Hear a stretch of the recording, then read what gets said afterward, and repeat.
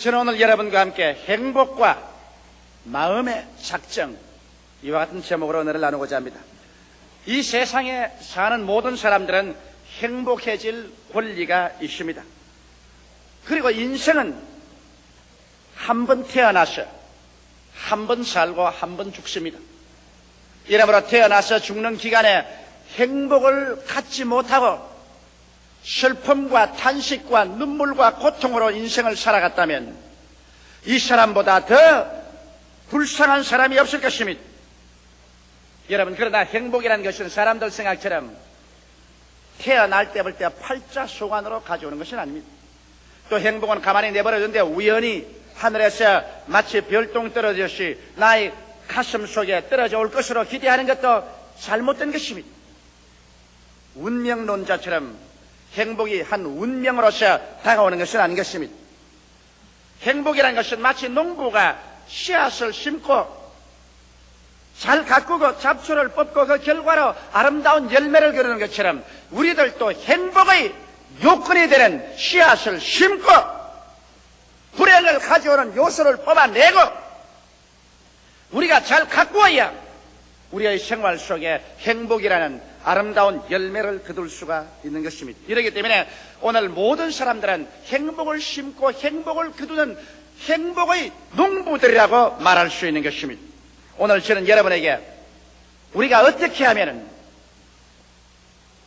빈부, 노유, 귀천을 불구하고 모두 다 자기 나름대로 자기의 분수에 맞는 최대의 행복을 가지고 인생을 살아갈 수 있는가?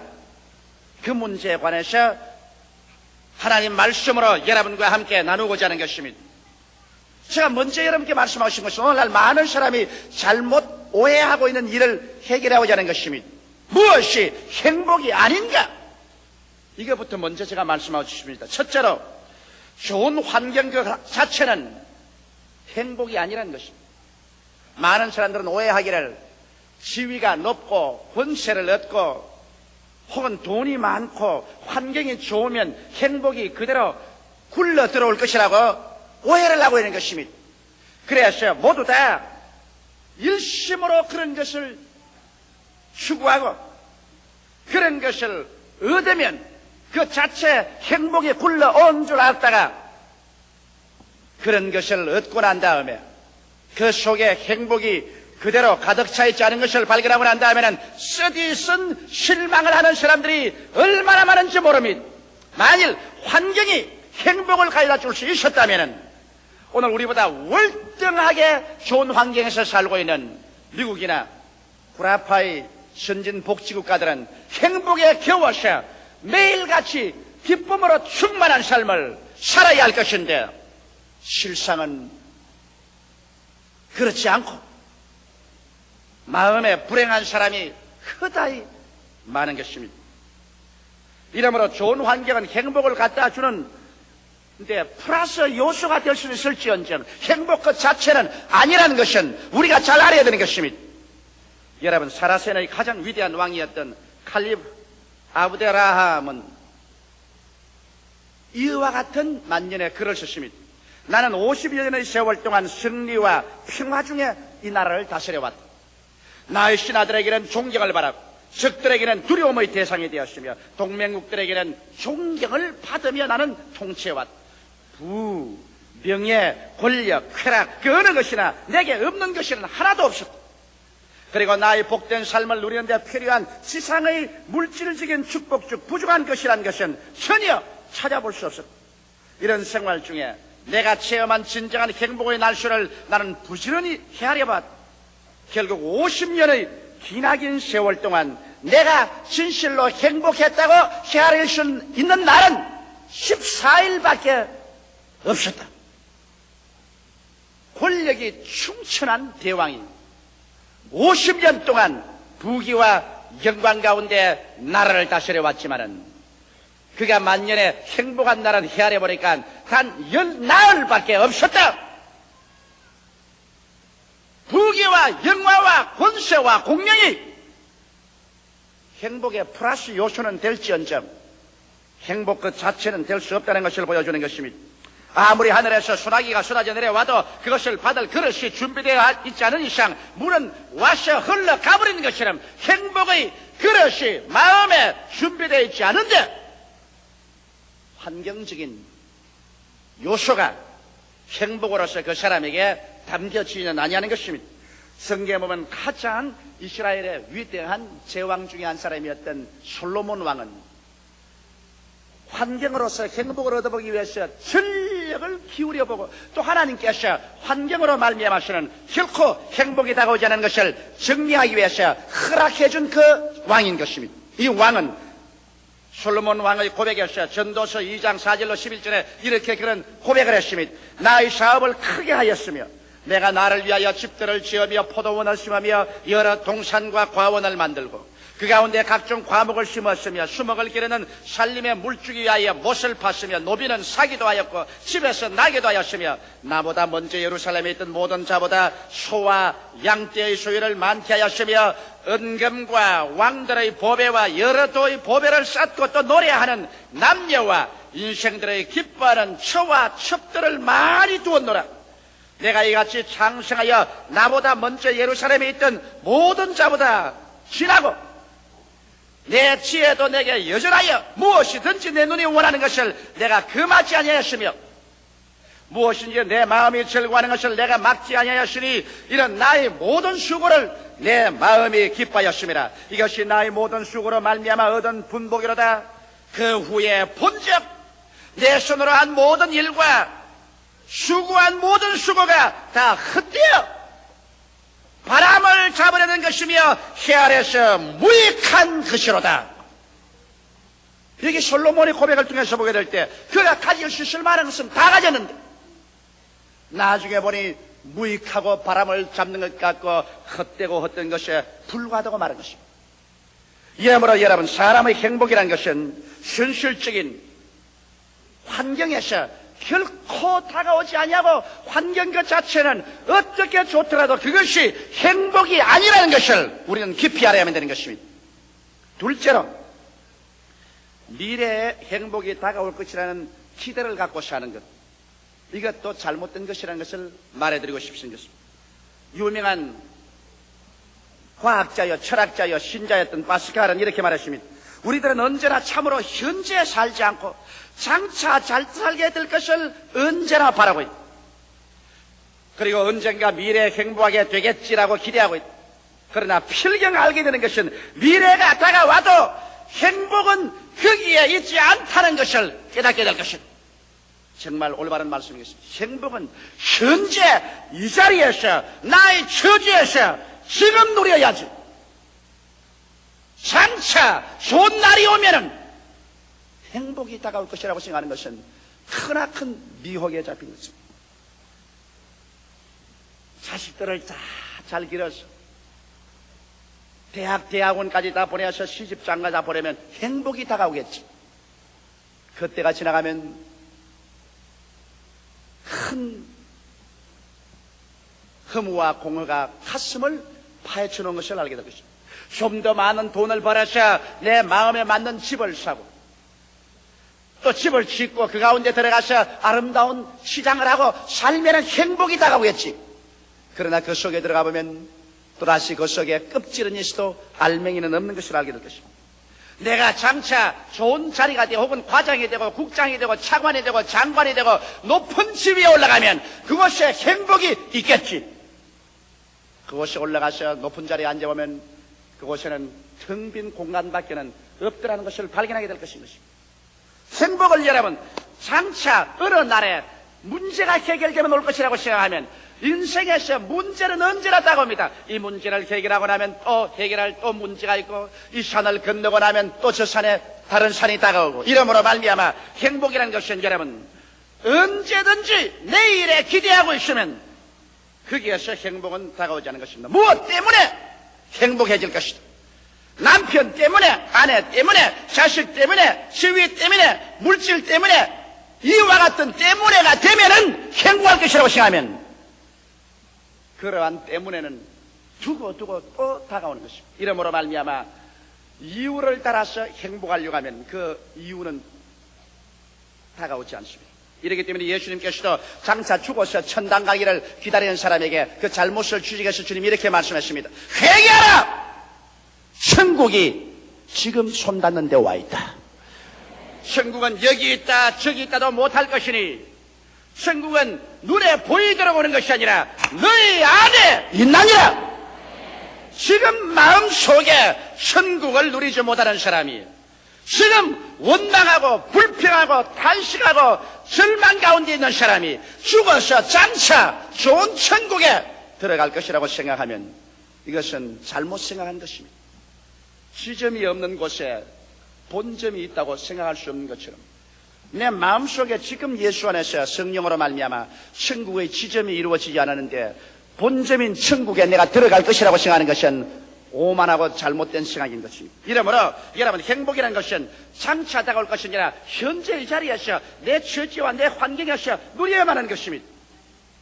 자, 그러면 여러분께서 이런 질문을 할 것입니다. 행복은 환경도 아니고 장차도 안 오면 현재 나의 위치에서 행복을 누릴 수 있다니 그럼 어떻게 해야 현재 행복을 누릴 수 있겠습니까? 여러분 행복은 세 번째로 제가 말하고 싶는데 환경도 미래에도 있지 않고 현재 마음의 작정에 있습니다. 그렇기 때문에 제가 오늘 설교 제목을 행복과 마음의 작정이라는 것입니다.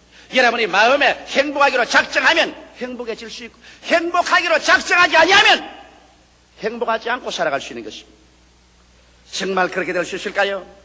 여러분 존 A 신들러라는 유명한 의학 박사는 그 행복론에서 이렇게 글을 썼습니다. 행복이란 우리에게 주어진 시간의 대부분을 우리 생각이 기쁘며 지내는 마음의 상태라고 말했습니다. 하루 24시간 중에 한 20시간을 내 마음속에 기쁨으로 가득 차 있으면 그것이 행복입니다. 오늘 여러분께서 가슴에 손으로 감상해 보시죠. 여러분의 살아가는 시간의 대부분을 기쁨으로 또 기쁨의 생각이 마음속에 있습니까? 그렇지 않으면 슬픔으로 꽉 들어찬 생각이 있습니까? 행복은 생각과 마음의 상태에 놓여 있지 환경에 있지 않다는 것을 우리가 깨닫는 것이 행복을 얻는 출발인 것입니다.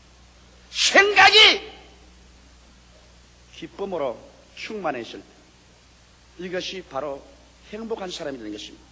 에이브라함 링컨은 말하기를 대개의 사람들은 행복해지고자 마음에 작정한 정도에 따라서 행복해진다고 말했습니다. 나는 많이 행복해지겠다고 마음에 작정하면 많이 행복을 누릴 수 있고 나는 조그만치만 행복을 하겠다고 작정하면 조그만치밖에 행복을 누릴 수 없고 심리학자인 매튜 N. 초펠 박사는 말하기를 행복은 순수히 내적인 것이다. 그것은 사물에 의해 생성되지 않고 이념이나 생각 및 삶의 태도 등에 이루어진다. 그리고 이와 같은 것들은 환경과 관계없이 개인 자신의 행동에 의하여 발전되고 이룩된다. 이렇게 말하므로 행복과 불행은 바로 여러분과 나의 생각 속에서 우리의 삶의 태도 속에서 만들어지는 것이죠. 무엇 때문에 행복하지 않다. 그것은 이유가 되지 않습니다. 장차 어느 날에 행복이 오겠지. 그날이 다가와도 행복은 없습니다. 행복은 여러분과 내가 만드는 것입니다. 여러분과 나의 생각과 여러분과 나의 이념 속에서 행복은 창조되는 것입니다. 이 사실을 우리가 잊으면 절대로 안 될 것입니다. 그러면 오늘 내가 여러분과 이제 말하고 싶은 것은 어떻게 하면 우리의 생활 가운데 행복을 그러면 만들 수가 있겠는가? 이 문제에 관해서 말씀해 드리겠습니다. 그러면 먼저 여러분 우리가 행복하기 위해서는 환경과 미래에 다 적혀놓고 현실적인 환경을 초월한 삶의 목표와 가치를 가져야 행복한 것입니다. 오늘날 여러분은 어떻게 부유한 물질의 환경을 가지고 있고 또 공부도 많이 하고 그랬다고 할지라도 현실적인 생활 가운데서 나의 생활에 목표와 가치가 없으면 절대로 행복해지지 않습니다. 현실을 초월한 거 말입니다. 물질 속에서 목표나 가치 말고 말입니다.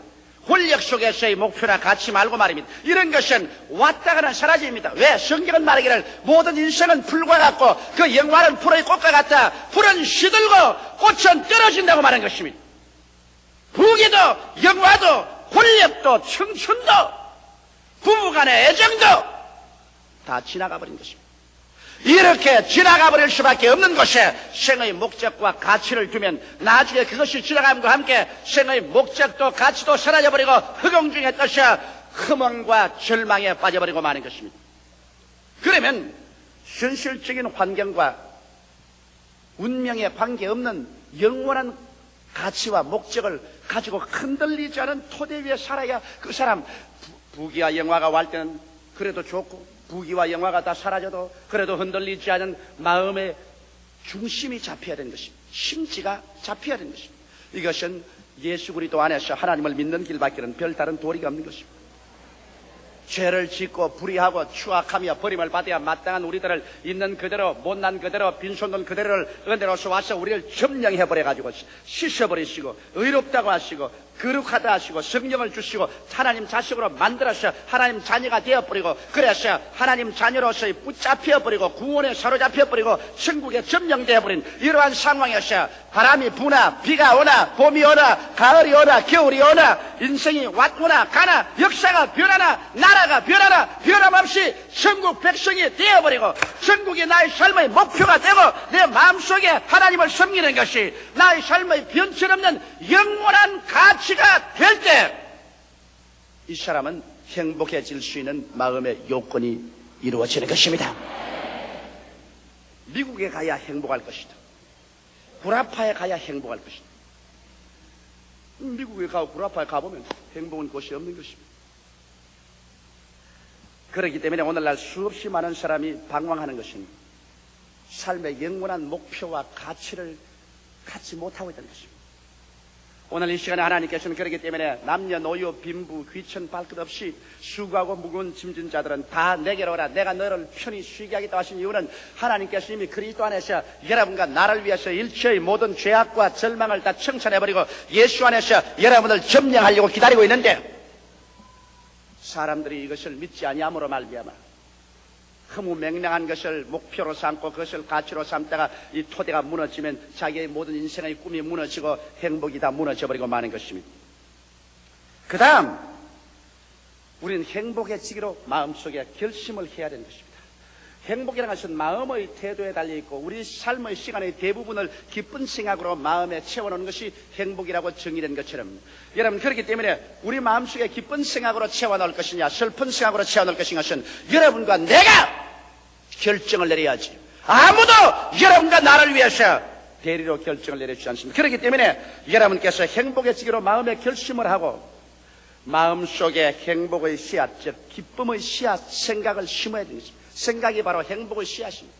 우리가 살아갈 동안에 내가 자꾸 과거에 지나온 생활에도 슬픈 체험, 억울하던 것, 원통하던 것, 답답한 것을 자꾸 머릿속에 심어놓고 생각을 하고 또 현재에도 자꾸 슬픈 것, 부정적이고 파괴적인 생각을 마음속에 갖다 놓고 난 다음에 이러한 사람이 여러분 어떠한 아름다운 집에 좋은 옷을 입고 좋은 음식을 먹으며 좋은 음악을 듣고 있어도 그 사람 절대로 행복하지 않습니다.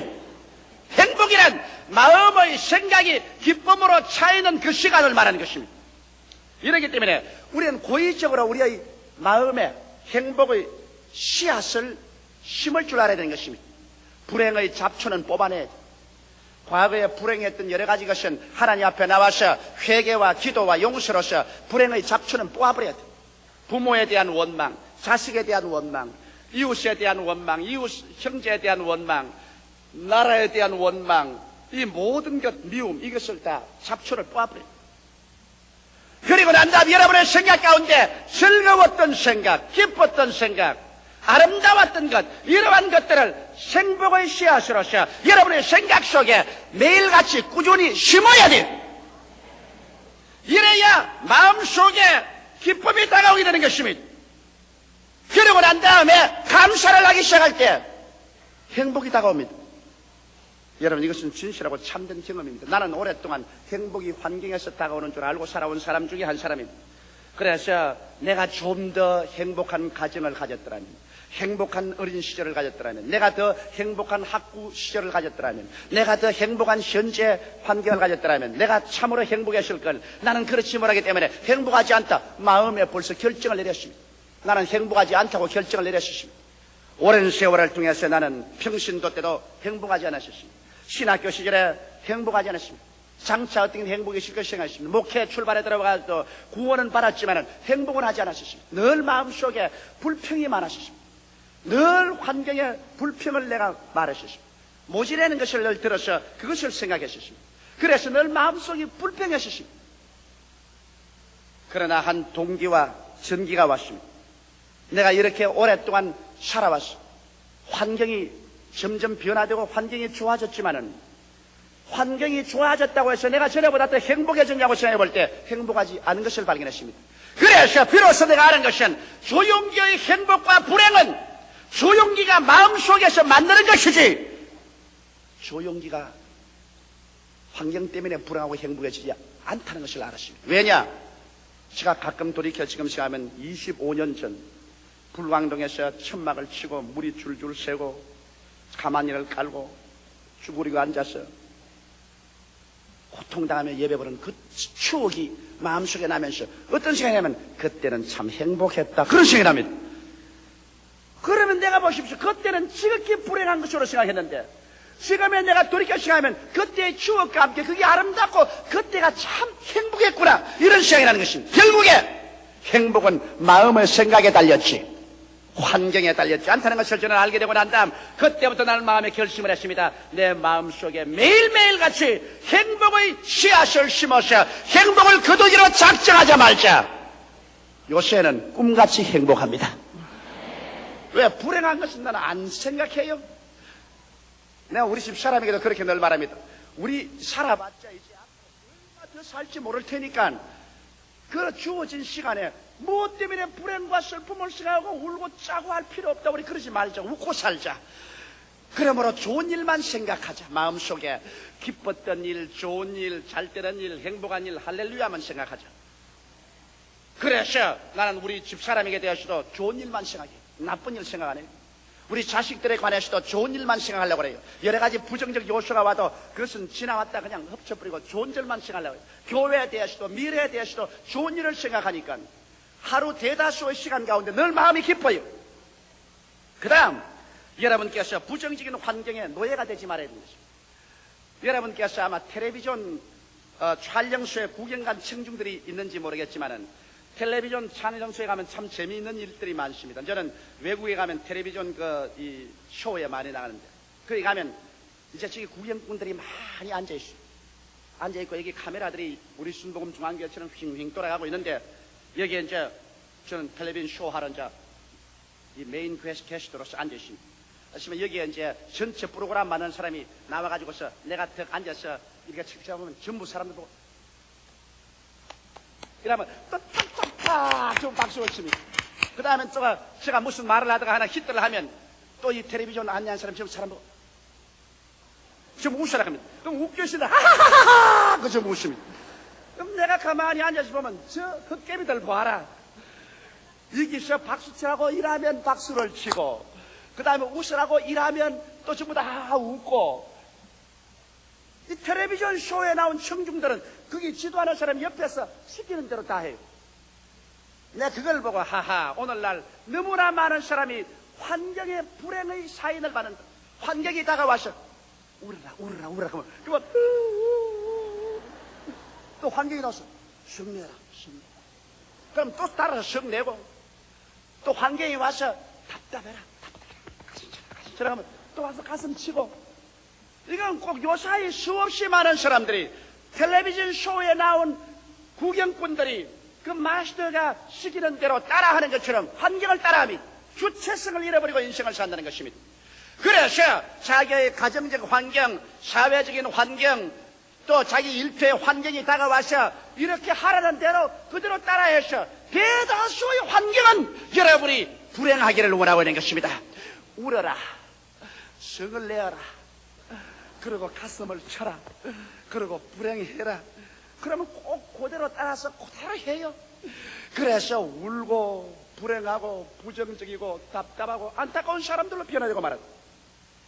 주체성을 잃어버린 인생으로 사는데 이제 여러분 정말 행복해지기를 원하는 사람은 이 주체성을 가지고서 울으라 그럴 때는 웃고 성내에서 뛰라 그거는 앉아서 박수치고 환경에 따라서 움직이지 말고 마음의 행복의 지로 작정한 이상 행복을 따른 주체성을 가지라는 것입니다. 그러지 아니하고는 행복해질 수 없어요. 남편이 들어와서 회사에서 기분 나쁜 일이 생겨서 부인 보고 화가닥 내고 하면 따라서 화내면은 텔레비전 쇼에서 화내라 한 데서 따라하는 거 한 가지입니다. 남편이 딱 막 화를 내거든 부인은 웃어요. 주체성을 가지고서 왜 그래 할렐루야 참 좋은 일 많은데 왜 그래 화를 내요 나는 참 행복한데. 그 남편 따라 같이 성내면 안 된다고요. 주체성을 가지고서 나는 행복해지기로 결심한 이상 어떠한 환경에 파도가 치와도 나는 행복의 생각을 한다. 이것을 잊으시면 안 되는 것입니다. 그 다음에는 또 행복의 생각의 습관을 들여야 됩니다. 인간은 마음의 습관을 들여야 돼요. 대개의 사람들은 불행의 습관을 들여야 됩니다. 여러분 한번 가만히 생각해보세요. 하루 24시간 동안 여러분 더 많은 시간에 부정적이고 슬프고 괴롭고 비평적이고 평론적이고 탄식적인 생각으로 습관이 되십니다. 그러므로 자동적으로 그런 습관도 돌아갑니다. 이제 여러분 이런 습관을 우리가 고쳐서 우리들은 행복의 생각하는 습관을 들여야 돼요. 반복은 습관을 만들어야 되는 것입니다. 대내적으로나 대외적으로나 언제나 밝고 상쾌하고 즐거운 것을 바라보고 찾고 생각하는 습관을 들이지 아니하면 안 됩니다. 그러므로 여러분 강제성을 가져야 됩니다. 이치를 가지고 내가 언제나 나쁜 생각이 들어오면 뽑아버리고 불행한 생각이 들어오면 뽑아버리고 부정적인 생각이 오면 또 뽑아버리고 언제나 좋은 것을 생각하는 마음의 습관을 들여야 돼요. 이것을 반복하면 습관이 되어서 그때부터 시작해서 여러분은 밝고 명랑하고 상쾌한 사람으로 인생을 살아갑니다. 왜? 행복은 내 마음속에서 만들어야 되겠는가? 여러분 이것은 여러분의 운명의 중대한 결과를 가지고 있기 때문인 것입니다.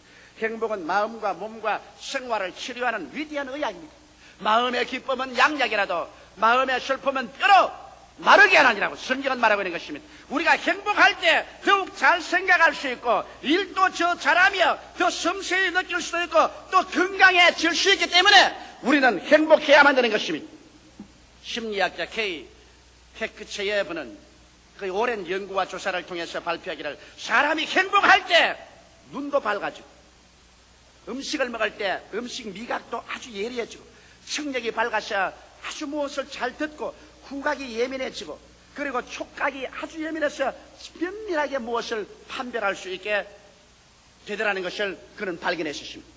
그리고 마가렛 코벳 박사는 행복한 생각을 하고 있는 사람은 그 기억력이 크게 발전하고 또 마음의 평정을 갖게 된다는 것을 발견했다고 그의 논문에 발표한 것입니다. 그러므로 여러분 행복은 비로소 여러분의 아름다운 가정을 꾸밀 수 있고 행복은 일터에서 정말 효과 있고 능력 있는 일을 할 수 있도록 만들어주고 이 행복한 사람들이 모인 사회가 국가가 진실로 발전하고 향상하고 그리고 세계 평화에 기여하는 그러한 나라와 민족을 세울 수가 있는 것입니다. 이 행복은 행복해지기로 결심한 사람에게만 얻어지는 것이고 그리고 이 행복은 이러한 사람들이 예수 안에서 하나님 품에 안길 때만 비로소 행복해질 수 있는 요건이 이루어지는 것입니다. 그러므로 사랑하는 성도 여러분 1981년도는 행복을 가지고 살게 되시기를 바랍니다. 절대로 불행 가운데 울면서 빨리 이 세상을 병들어서 죽어가는 사람이 되지 않기를 주의 이름으로 축원합니다. 다 같이 고개 숙여 기도드리겠습니다. 살아계시고 거룩하신 우리 아버지 하나님이시여 주님께서 우리를 긍휼히 보시고 불쌍히 여겨주심을 감사합니다. 1981년도에는 이 자리에 참석한 성도들 중에 불행한 사람이 한 사람도 없게 하여 주시옵소서. 우리 아버지 행복이란 마음의 작정에 있지 오늘 우리의 현실적인 환경에 있는 것도 아니고 장차 미래 우연히 또 모든 조건이 좋으면 다가올 것도 아니옵니다. 아버지의 행복이란 대다수의 시간에 마음의 기쁜 생각으로 충만하고 있을 때 이것이 행복이라고 정의하고 있사오니 주 안에서 기뻐하라. 내가 다시 말하는 기뻐하라고 바울 선생은 가장 어둡침침한 습기차고 햇빛도 없는 로마의 지하 감방 속에서 그렇게 기록하고 행복한 바울 선생이었사옵나이다. 행복이란 환경적 조건은 전혀 찾아볼 수 없는 그곳에서 바울 선생은 아버지라는 빌립보 교인들에게 기뻐하라, 내가 다시 말하노니 기뻐하라고 편지할 수 있는 것은 바울은 진실로 그리스도 안에서 행복한 사람이었다는 것을 알 수 있사옵나이다. 아버지여, 행복하게 되게 하여 주시옵소서. 예수님 안에서 하나님을 섬기고 행복하기로 마음에 작정을 하고 행복의 씨앗을 생각 속에 심으며 환경에 좌우되지 아니하고 끊임없이 습관적인 행복을 누리는 삶을 살게 된 우리들이 다 되게 하여 주시옵소서. 예수님 이름 받들어 축복하고 기도드리옵나이다. 아멘. 그가 또 다른 보혜사를 너희에게 주사 영원토록 너희와 함께 있게 하시라. 내가 너희를 고아와 같이 버려두지 아니하고 너희에게로 오리라. 그와 같이 말씀하시므로 주님께서는 우리를 공백 상태로 내버려 놓지 아니하시고 예수님께서 죽으셨다 부활하셔서 성천하시고 난 다음에는 예수님의 자리에 예수님의 이름으로 예수님의 일을 계속할 다른 보혜사를 보내시겠다고 주님께서 약속하신 것입니다. 여기에 다른 보혜사라는 말이 의미가 신령합니다. 예, 우리 한국말로 다르다고 하면 이 성경과 이 강단은 다릅니다. 완전히 다르죠. 그러므로 예수께서 내가 가고 다른 보혜사를 보내주겠다 하면 그 완전히 다른 예수님과 다른 분이 오시면 큰일 나지 않겠습니까? 그러나 다르다는 헬라 원어에는 두 가지 단어가 있습니다. 그 먼저가 알로스고 그 다음이 헤테로스라는 말인 것입니다. 알로스라는 것은 전혀 똑같이 다른 것을 말합니다. 여러분 여기 보십시오. 여기에 마이크 두 개가 있는데 이 마이크 두 개는 똑같은 회사에서 똑같은 재료로 똑같이 만들었습니다. 그러므로 이 마이크와 이 마이크는 다른 마이크지만은 전혀 같은 것 중에 다른 것을 말하는 것입니다. 그러므로 이 마이크나 이 마이크나 성능도 같고 목적도 같은 것입니다. 이럴 때 이것은 처음 것, 이것은 다른 것 말할 때 알로스란 말을 쓰는 것입니다. 전혀 똑같은 다른 것을 말하는 것입니다. 그러나 이 성경과 이 강단은 완전히 다릅니다. 모양도 다르고 내용도 다르고 목적도 다를 때는 헤테로스란 말을 쓰게 되는 것입니다. 주님께서 내가 가면 다른 보혜사를 너에게 보내겠다고 말한 것은 여기에 헤테로스란 말을 쓰지 않고 알로스란 말을 썼습니다. 똑같은 분 중에 다른 분이다. 그러므로 나는 처음 보혜사고 나의 이름으로 나의 자리에 와서 나의 일을 계속할 사람은 나와 똑같은 다른 분이다. 그러므로 예수님이 하나님인 것처럼 성령도 하나님이시며 예수님이 사랑인 것처럼 성령도 사랑이시며 예수님이 치료한 것처럼 성령도 치료하시며 예수님이 병을 고치신 것처럼 성령도 고치시며 예수님이 죽은 식사를 살린 것처럼 성령도 살리시며 예수님이 같이 계신 것처럼 성령도 같이 계신 것으로서 예수님이 모신 것은 성령이 모신 것이요 성령이 모신 것은 예수님이 모신 것과 꼭 같은 것을 말하는 것입니다. 이러기 때문에 주님께서 내가 너희를 고아와 같이 버려놓지 아니하고 너희에게로 오겠다는 이유가 거기에 있는 것입니다. 예수님은 육신으로 가시고 예수님과 똑같은 성령님은 영으로 오셔서 시간과 공간의 장애를 받지 아니하시고 온 지구를 품에 품으시고 모든 사람 가운데 성령은 계시면서 예수님의 이름으로 예수님의 자리에서 예수님의 일을 계속하기 때문에 육으로 계신 예수님 시대보다도 오늘날 우리가 더 좋은 시대에 살고 있는 것입니다. 그래서 예수께서 나를 믿는 자는 내가 한 일을 저도 할 것이요 이보다 더 큰 일을 하리니 내가 아버지께로 가면하는 것은 예수께서 아버지께로 가시고 성령이 오셔서 우리 각자의 마음속에 들어와서 예수님의 일을 하실 것입니다. 이러므로 오늘날 성령을 소멸케 하는 것은 교회가 예수님의 일을 하지 아니할 때 성령을 소멸합니다.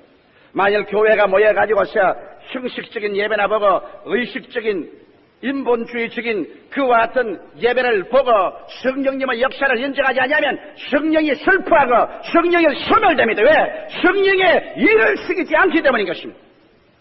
오늘 얼마나 많은 교회가 인본주의적인 교회가 되고 인본주의적인 신학이나 철학을 강의하고 교회가 예수님의 일을 하지 아니하고 인본주의적인 사회개혁운동이나 하고 세상 일이나 도모하고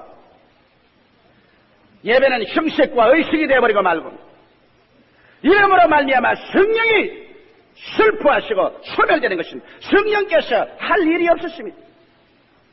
성령은 여러분 예수님의 이러므로 예수님의 자리에서 예수님의 일을 하십니다. 예수님이 하신 일은 뭡니까? 죄인을 구원한 일인 것입니다. 오늘날 교회가 여러분 그리스도의 구원을 전파하지 않으면 성령을 소멸합니다. 죄인을 회개시키고 의에 대하여 죄에 대하여 심판에 대하여 책망하고, 그래서 예수 안 믿는 죄인들이 회개하고 나와서 그리스도를 구주로 믿고 구원받은 일을 계속해야 되는 것입니다. 교회가 구원의 메시지를 전파하지 아니하면 성령을 소멸시켜버리고 성령의 역사가 사라지고 마는 것입니다. 교회는 예수님이 하신 일인 병 고치는 일을 계속해야 하는 것입니다. 예수님께서는 거의 사역의 3분의 1을 병 고치는 일을 하셨습니다. 예수님은 병을 미워하십니다.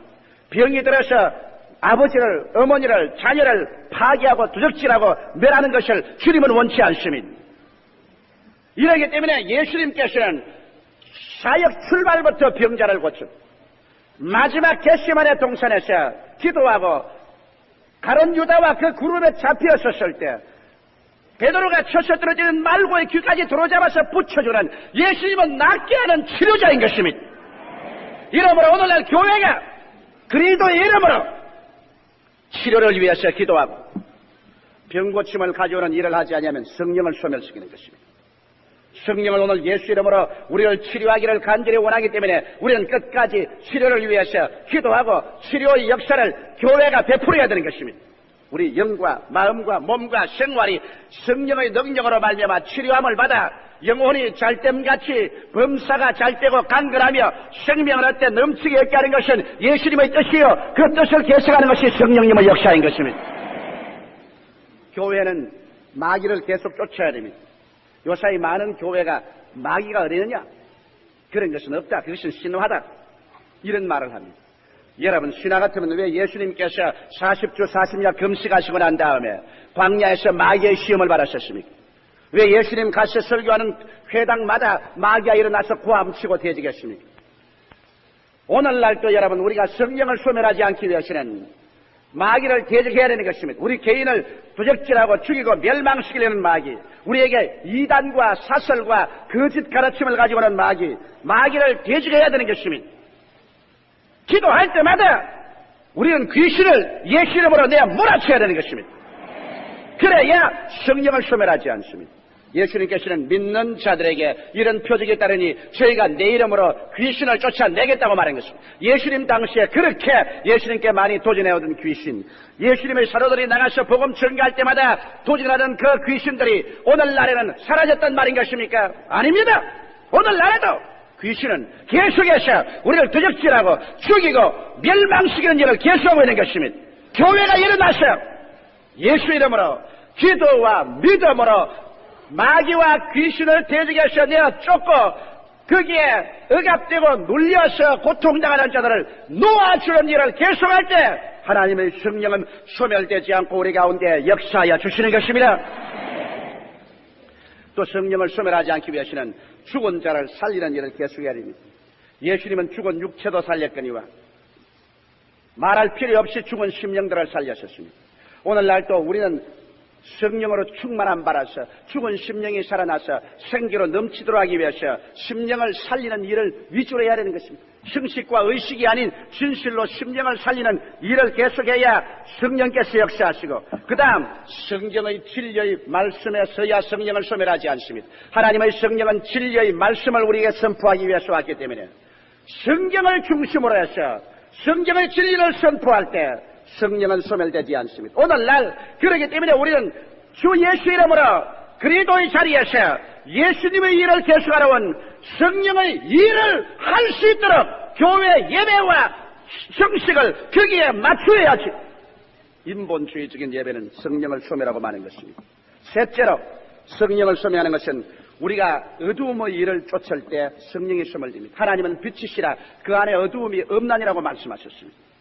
영적으로 우리가 우상 숭배할 때 우리는 어두움의 일을 쫓습니다. 사람들은 말할 것입니다.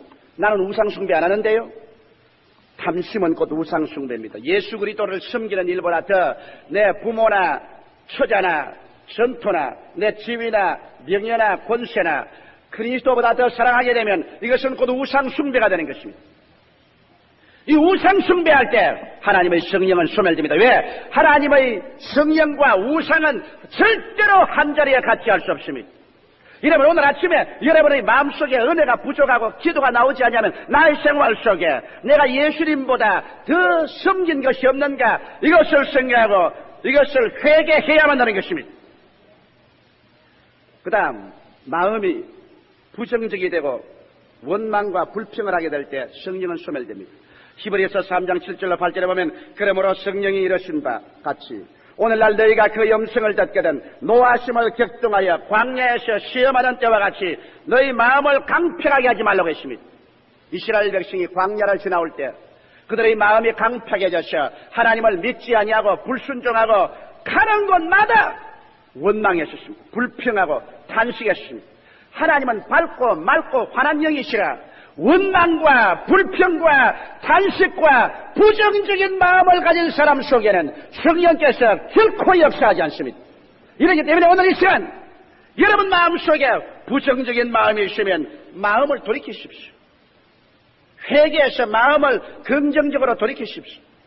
여러분께서 부모나 형제나 처자나 이웃에 대한 원망과 불평을 습관식으로 하고 있으면 오늘 이것을 회개하고 원망과 불평을 쓰레기 때문에 마음속에서 쓸어내십시오. 원망과 불평은 절대로 여러분의 생활 가운데 유익한 일을 하나도 갖다 주지 않습니다. 원망과 불평은 여러분의 개인의 심령과 여러분의 가정을 한 삽, 두 삽 무덤을 파헤쳐서 그 공동묘지 속에 매장시키는 일을 하는 것입니다. 수많은 개인의 심령이나 수많은 가정이나 수많은 단체가 원망과 불평 때문에 파괴되고 마는 사실을 우리는 너무나 잘 알고 있는 것입니다. 이러므로 성령께서는 마음이 부정적이 되고 원망과 불평하는 사람하고 같이 있지 않습니다. 이러므로 광야에서 이스라엘 백성이 한 것처럼 그런 심정이 있으면 회개하라고 말하고 있는 것입니다. 그 다음 성령께서는 음란할 때 우리 가운데서 소멸되는 것입니다. 고린도전서 3장 16절로 17절에 너희가 하나님의 성전인 것과 하나님의 성령이 너희 안에 거하는 것을 알지 못하느냐. 누구든지 하나님의 성전을 더럽히면 하나님이 그 사람을 멸하시리라. 하나님의 성전은 거룩하니 너희도 그러하니라고 말하고 있는 것입니다. 하나님의 성령이 여러분과 나의 몸을 성전 삼고 와 계십니다. 옛날에는 하나님의 성령이 이스라엘의 광야의 성전 가운데 있었습니다. 그 다음 솔로몬의 성전 가운데 있었습니다. 그러나 오늘날 회개하고 주님께 나온 사람에게는 하나님의 성령께서 여러분의 영혼 속에 성전 삼고 계신 것입니다. 이러므로 우리가 하나님의 영을 찾으러 구만리 장천 멀리 찾을 필요 없습니다. 저 바다 끝까지 갈 필요도 없습니다. 성령은 바로 오늘 이 시간에 여러분 속에 와서 거하시고 여러분의 입술을 통해서 아버지라 기도하게 하시고 예수님을 주로 시인하게 하는 것입니다. 그러므로 여러분과 나의 몸은 이제 보통 몸이 아닙니다. 예수 믿기 전의 몸과는 다릅니다. 우리 속에는 하나님의 성령이 와서 거하시는 성전이 되어 있는 것입니다. 이 하나님의 거룩한 성전을 우리가 더럽히면 하나님께서는 그 사람을 멸하겠다고 말한 것입니다. 성경을 통해서 하나님께서 사람이 여러 가지 죄를 지어도 끝까지 참고 용서하지만 그리스도의 몸된 교회를 회파할 때는 주님께서 그에게 채찍을 들어 쳤습니다. 오늘날 여러분과 나는 그리스도의 몸의 지체인 것입니다. 그리고 그리스도의 영이 우리 속에 와 있기 때문에 우리는 최선을 다해서 우리 몸을 거룩히 해야 됩니다. 가장 우리 몸을 더럽히는 죄가 바로 음란 죄인 것입니다. 모든 죄는 몸 밖에 있으되 음행을 행하는 죄는 자기 몸에게 죄를 짓는다고 성경은 말했습니다. 두 몸이 연합하여 한 몸이 될지라고 했는데 창기와 연합하면 그 몸이 창기의 몸이 될 것이라고 말했습니다. 창기의 몸이 되는데 거기에 성령께서 와서 그하여 있을 수가 없을 것입니다. 창기의 몸이 되면 그 속에는 창기의 영인 귀신의 영이 와서 있지 성령이 와서 거할 수가 없는 것입니다.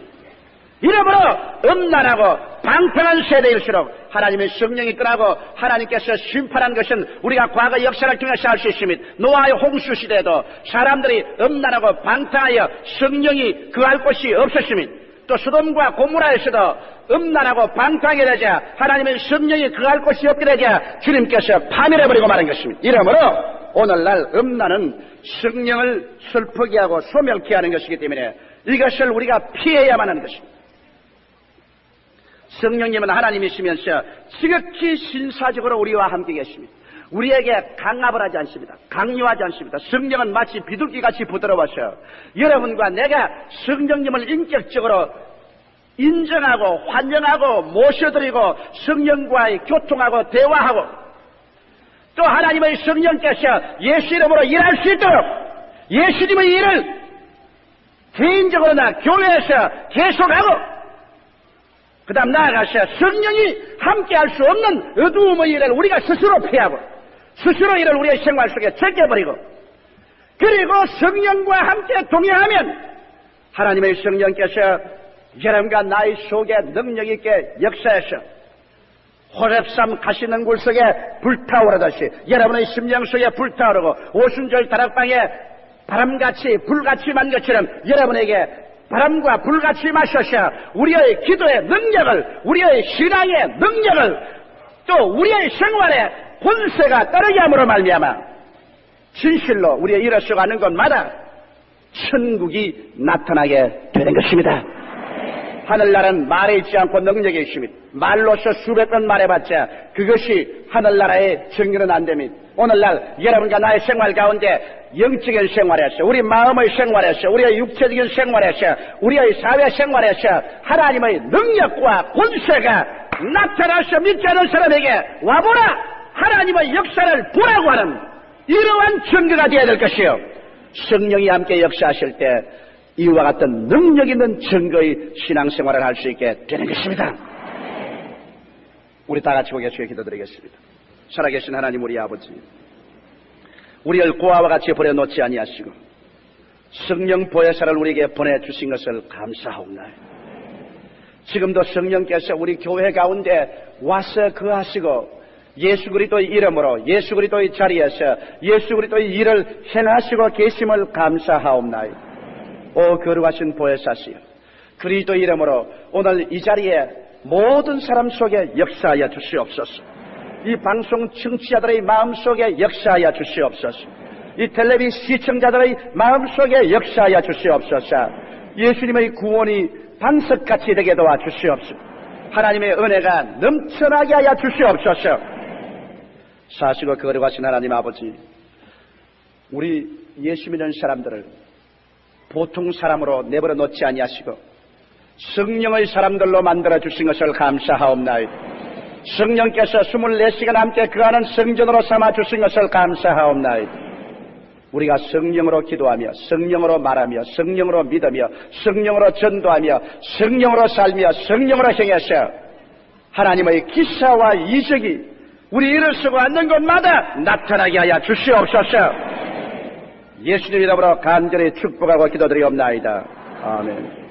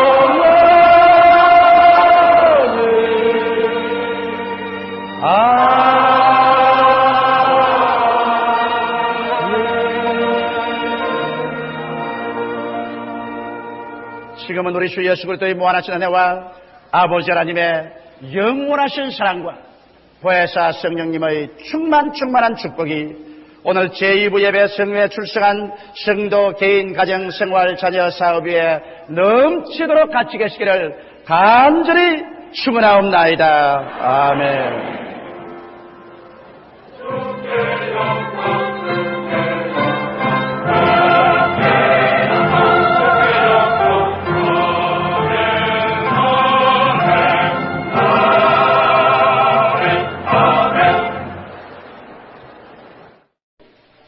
그가 또 다른 보혜사를 너희에게 주사 영원토록 너희와 함께 있게 하시라.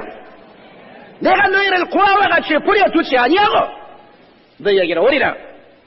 그와 같이 말씀하시므로 주님께서는 우리를 공백 상태로 내버려 놓지 아니하시고 예수님께서 죽으셨다 부활하셔서 성천하시고 난 다음에는 예수님의 자리에 예수님의 이름으로 예수님의 일을 계속할 다른 보혜사를 보내시겠다고 주님께서 약속하신 것입니다. 여기에 다른 보혜사라는 말이 의미가 신령합니다. 예, 우리 한국말로 다르다고 하면 이 성경과 이 강단은 다릅니다. 완전히 다르죠. 그러므로 예수께서 내가 가고 다른 보혜사를 보내주겠다 하면 완전히 다른 예수님과 다른 분이 오시면 큰일 나지 않겠습니까? 그러나 다르다는 헬라 원어에는 두 가지 단어가 있습니다. 그 먼저가 알로스고 그 다음이 헤테로스라는 말인 것입니다. 알로스라는 것은 전혀 똑같이 다른 것을 말합니다. 여러분 여기 보십시오. 여기에 마이크 두 개가 있는데 이 마이크 두 개는 똑같은 회사에서 똑같은 재료로 똑같이 만들어졌습니다. 그러므로 이 마이크와 이 마이크는 다른 마이크지만은 전혀 같은 것 중에 다른 것을 말하는 것입니다. 그러므로 이 마이크나 성능도 같고 목적도 같은 것입니다. 이럴 때 이것은 처음 것, 이것은 다른 것 말할 때 알로스란 말을 쓰는 것입니다. 전혀 똑같은 다른 것을 말하는 것입니다.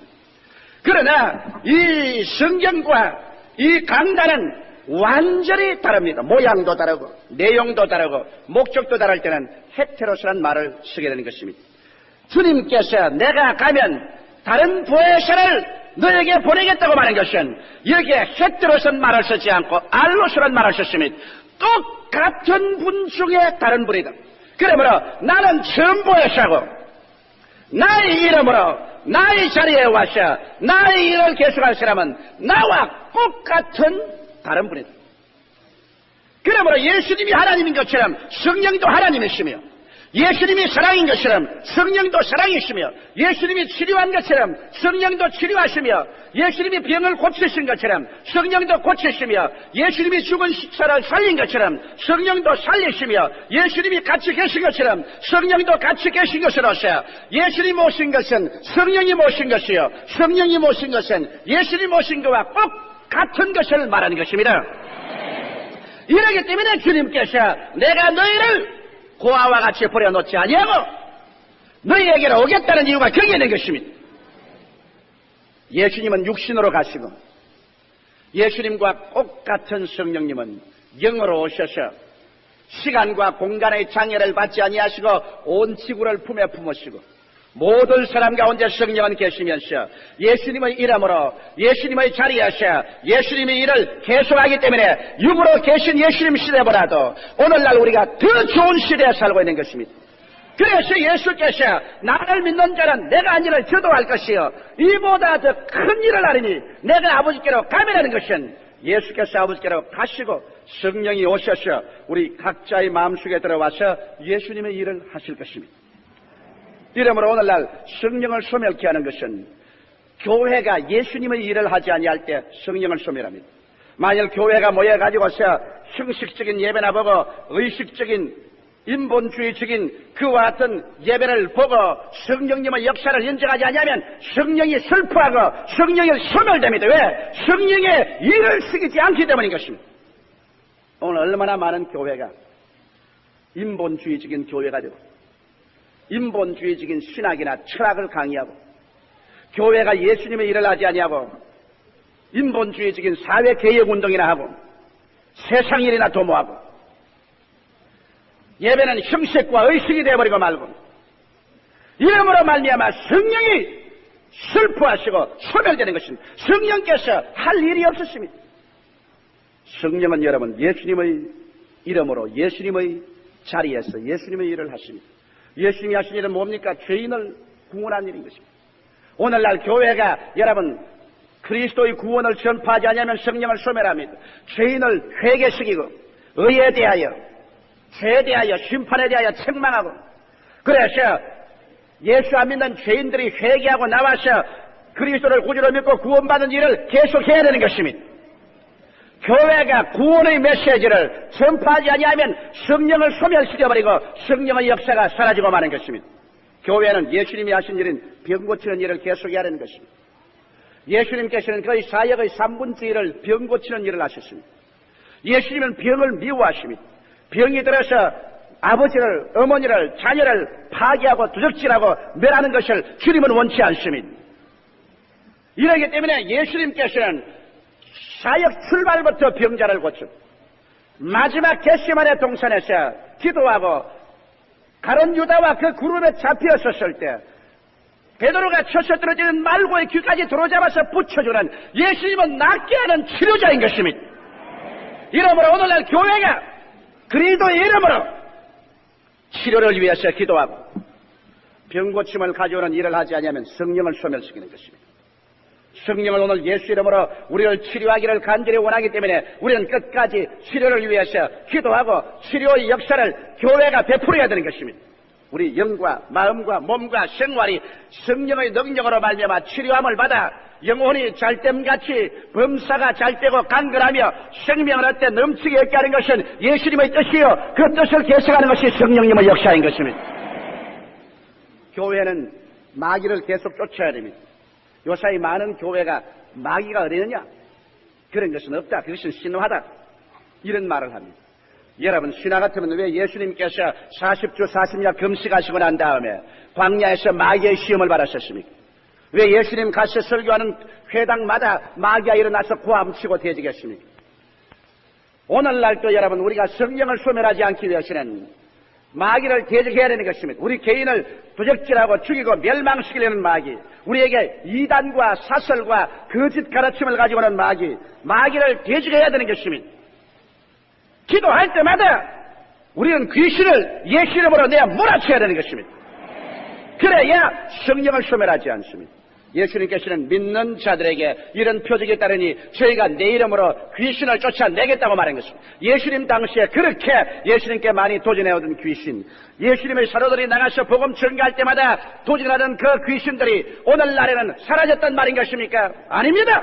오늘날에도 귀신은 계속해서 우리를 도적질하고 죽이고 멸망시키는 일을 계속하고 있는 것입니다.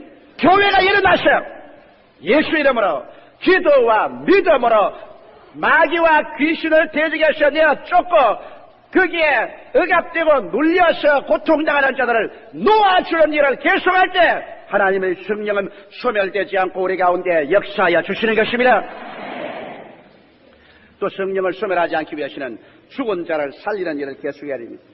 예수님은 죽은 육체도 살렸거니와 말할 필요 없이 죽은 심령들을 살렸었습니다. 오늘날 또 우리는 성령으로 충만함 받아서 죽은 심령이 살아나서 생기로 넘치도록 하기 위해서 심령을 살리는 일을 위주로 해야 되는 것입니다. 형식과 의식이 아닌 진실로 심령을 살리는 일을 계속해야 성령께서 역사하시고, 그 다음 성경의 진리의 말씀에서야 성령을 소멸하지 않습니다. 하나님의 성령은 진리의 말씀을 우리에게 선포하기 위해서 왔기 때문에 성경을 중심으로 해서 성경의 진리를 선포할 때 성령은 소멸되지 않습니다. 오늘날 그렇기 때문에 우리는 주 예수 이름으로 그리스도의 자리에서 예수님의 일을 계속하러 온 성령의 일을 할 수 있도록 교회 예배와 형식을 거기에 맞추어야지. 인본주의적인 예배는 성령을 소멸하고 마는 것입니다. 셋째로 성령을 소멸하는 것은 우리가 어두움의 일을 쫓을 때 성령이 소멸됩니다. 하나님은 빛이시라 그 안에 어두움이 없나니라고 말씀하셨습니다. 영적으로 우리가 우상 숭배할 때 우리는 어두움의 일을 쫓습니다. 사람들은 말할 것입니다. 나는 우상 숭배 안 하는데요. 탐심은 곧 우상 숭배입니다. 예수 그리스도를 섬기는 일보다 더 내 부모나 처자나 전토나 내 지위나 명예나 권세나 그리스도보다 더 사랑하게 되면 이것은 곧 우상 숭배가 되는 것입니다. 이 우상 숭배할 때 하나님의 성령은 소멸됩니다. 왜? 하나님의 성령과 우상은 절대로 한자리에 같이 할 수 없습니다. 여러분, 오늘 아침에 여러분의 마음속에 은혜가 부족하고 기도가 나오지 않냐면 나의 생활 속에 내가 예수님보다 더 섬긴 것이 없는가, 이것을 생각하고 이것을 회개해야만 하는 것입니다. 그 다음, 마음이 부정적이 되고 원망과 불평을 하게 될 때 성령은 소멸됩니다. 히브리서 3장 7절로 8절에 보면, 그러므로 성령이 이르신 바 같이 오늘날 너희가 그 영성을 듣게 된 노하심을 격동하여 광야에서 시험하는 때와 같이 너희 마음을 강팍하게 하지 말라고 했습니다. 이스라엘 백성이 광야를 지나올 때 그들의 마음이 강팍해져서 하나님을 믿지 아니하고 불순종하고 가는 곳마다 원망했었습니다. 불평하고 탄식했습니다.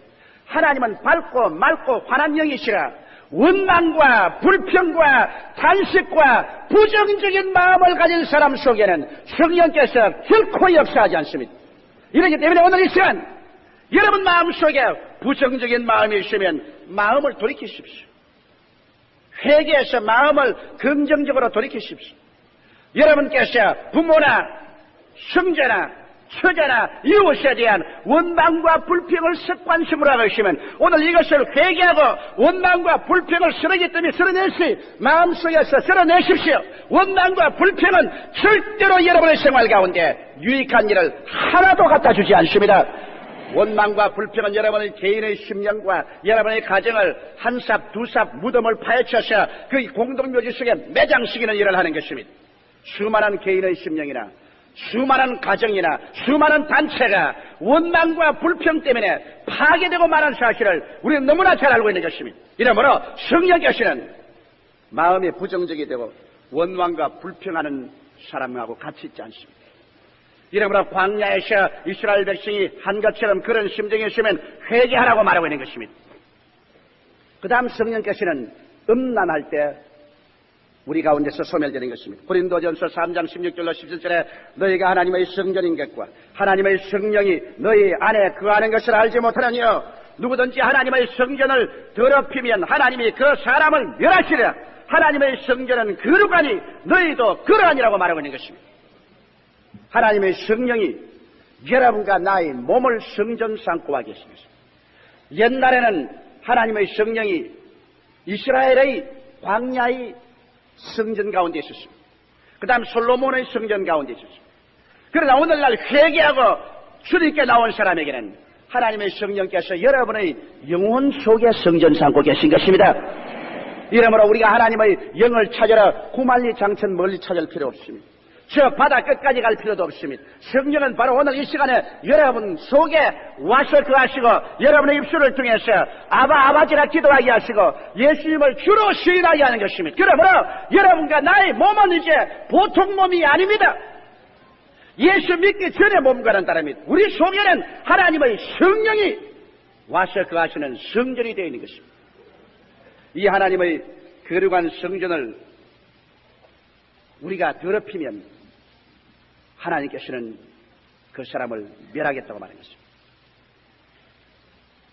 성경을 통해서 하나님께서 사람이 여러 가지 죄를 지어도 끝까지 참고 용서하지만 그리스도의 몸된 교회를 회파할 때는 주님께서 그에게 채찍을 들어 쳤습니다. 오늘날 여러분과 나는 그리스도의 몸의 지체인 것입니다. 그리고 그리스도의 영이 우리 속에 와 있기 때문에 우리는 최선을 다해서 우리 몸을 거룩히 해야 됩니다.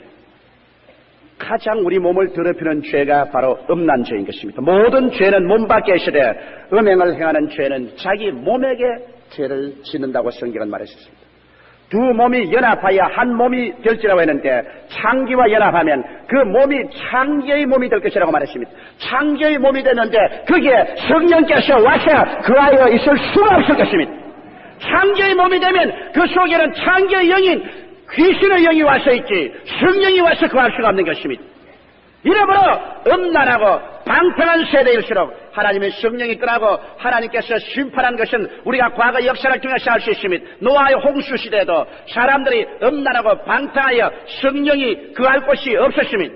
또 소돔과 고모라에서도 음란하고 방탕하게 되자 하나님의 성령이 거할 곳이 없게 되자 주님께서 파멸해버리고 말한 것입니다. 이러므로 오늘날 음란은 성령을 슬프게 하고 소멸케 하는 것이기 때문에 이것을 우리가 피해야만 하는 것입니다. 성령님은 하나님이시면서 지극히 신사적으로 우리와 함께 계십니다. 우리에게 강압을 하지 않습니다. 강요하지 않습니다. 성령은 마치 비둘기같이 부드러워서 여러분과 내가 성령님을 인격적으로 인정하고 환영하고 모셔드리고 성령과의 교통하고 대화하고 또 하나님의 성령께서 예수 이름으로 일할 수 있도록 예수님의 일을 개인적으로나 교회에서 계속하고 그 다음 나아가서 성령이 함께할 수 없는 어두움의 일을 우리가 스스로 피하고 스스로 이를 우리의 생활 속에 제껴버리고 그리고 성령과 함께 동행하면 하나님의 성령께서 여러분과 나의 속에 능력 있게 역사해서 호렙산 가시능굴 속에 불타오르듯이 여러분의 심령 속에 불타오르고 오순절 다락방에 바람같이 불같이 만 것처럼 여러분에게 바람과 불같이 마셔서 우리의 기도의 능력을 우리의 신앙의 능력을 또 우리의 생활에 권세가 따르게 함으로 말미암아 진실로 우리의 일어서가는 곳마다 천국이 나타나게 되는 것입니다. 하늘나라는 말에 있지 않고 능력에 있습니다. 말로서 수백 번 말해봤자 그것이 하늘나라의 정의는 안 됩니다. 오늘날 여러분과 나의 생활 가운데 영적인 생활에서 우리 마음의 생활에서 우리의 육체적인 생활에서 우리의 사회 생활에서 하나님의 능력과 권세가 나타나서 믿지 않은 사람에게 와보라 하나님의 역사를 보라고 하는 이러한 증거가 되어야 될 것이요 성령이 함께 역사하실 때 이와 같은 능력 있는 증거의 신앙생활을 할 수 있게 되는 것입니다. 우리 다 같이 고개 숙여 기도드리겠습니다. 살아계신 하나님 우리 아버지 우리를 고아와 같이 버려놓지 아니하시고 성령 보혜사를 우리에게 보내주신 것을 감사하옵나이다. 지금도 성령께서 우리 교회 가운데 와서 거하시고 예수 그리스도의 이름으로 예수 그리스도의 자리에서 예수 그리스도의 일을 행하시고 계심을 감사하옵나이다. 오 거룩하신 보혜사시여 그리스도의 이름으로 오늘 이 자리에 모든 사람 속에 역사하여 주시옵소서. 이 방송 청취자들의 마음속에 역사하여 주시옵소서. 이 텔레비 시청자들의 마음속에 역사하여 주시옵소서. 예수님의 구원이 반석같이 되게 도와주시옵소서. 하나님의 은혜가 넘쳐나게 하여 주시옵소서. 사시고 거룩하신 하나님 아버지 우리 예수 믿는 사람들을 보통 사람으로 내버려 놓지 아니하시고 성령의 사람들로 만들어 주신 것을 감사하옵나이다. 성령께서 24시간 함께 거하는 성전으로 삼아 주신 것을 감사하옵나이다. 우리가 성령으로 기도하며 성령으로 말하며 성령으로 믿으며 성령으로 전도하며 성령으로 살며 성령으로 행해서 하나님의 기사와 이적이 우리 일을 쓰고 앉는 곳마다 나타나게 하여 주시옵소서. 예수님 이름으로 간절히 축복하고 기도드리옵나이다. 아멘.